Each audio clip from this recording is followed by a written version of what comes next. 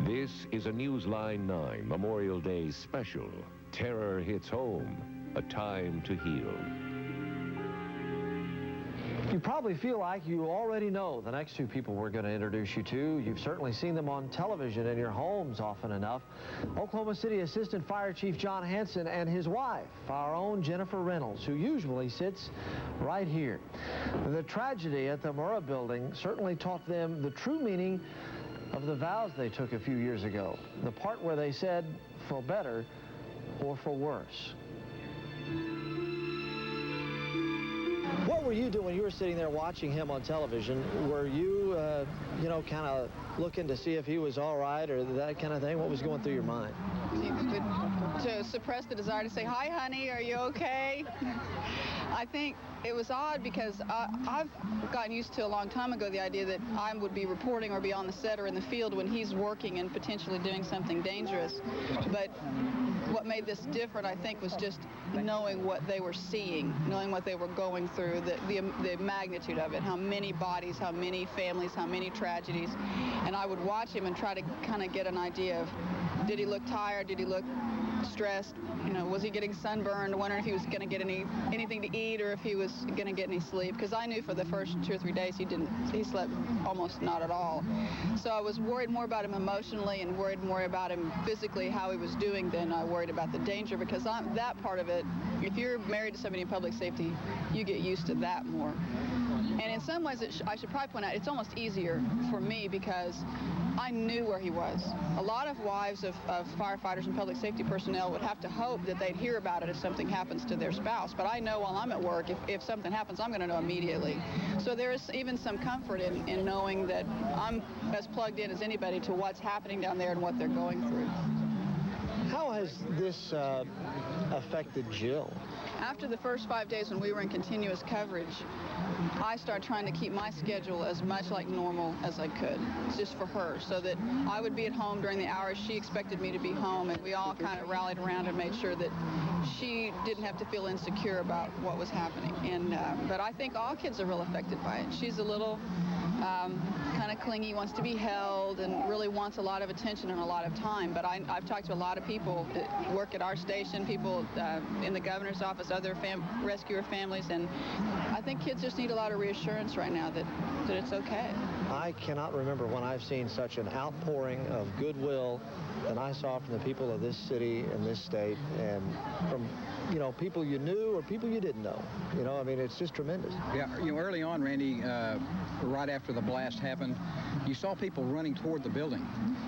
At the World Trade Center, for example, everybody was trying to run out. Those people running toward the building weren't trying to get in the way or loot. They were coming to help. Ordinary citizens, the unsung heroes, were coming back to that building to help lead people to safety, to help with the injured. And what a refreshing thing to happen. They really helped us rather than hinder us. I don't think I've ever been more proud to be an Oklahoman than I was watching how our community responded. And I've always been real proud of it. It's not something that I just discovered. But even I, as much as I love this state, was amazed by how we responded. And my hope is that we can keep that up, that it doesn't, now that the immediate crisis has passed, that we don't forget that feeling of unity that we had. And that, I think, is the real battle, is to stay together. We came together, let's stay together. And that may be even harder than the coming together was in the first place. Yeah. You know, Randy, they call us heroes. You know, we were doing our jobs. The unsung heroes are the people of this community, the people of this state. Everybody in this state, to a certain extent, was affected and felt it with us. And everybody was in that building with us while we were doing that. Everybody in this community is an unsung hero. The trip to Washington, D.C. we took, I know you were surprised a little bit by the amount of people who came up to you, recognized you. What was going through your mind when you walked out on that stage at the Kennedy Center to that huge ovation?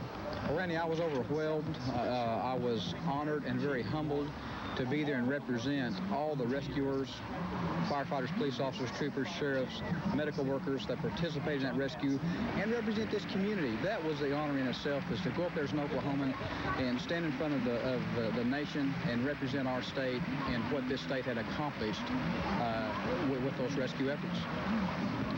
in emergency services, you learn to appreciate life because you see so much tragedy and death.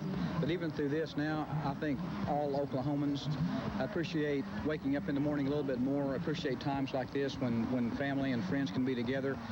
And it's a reality check to know that tomorrow's not promised, so we need to do the best we can and get everything out of each day.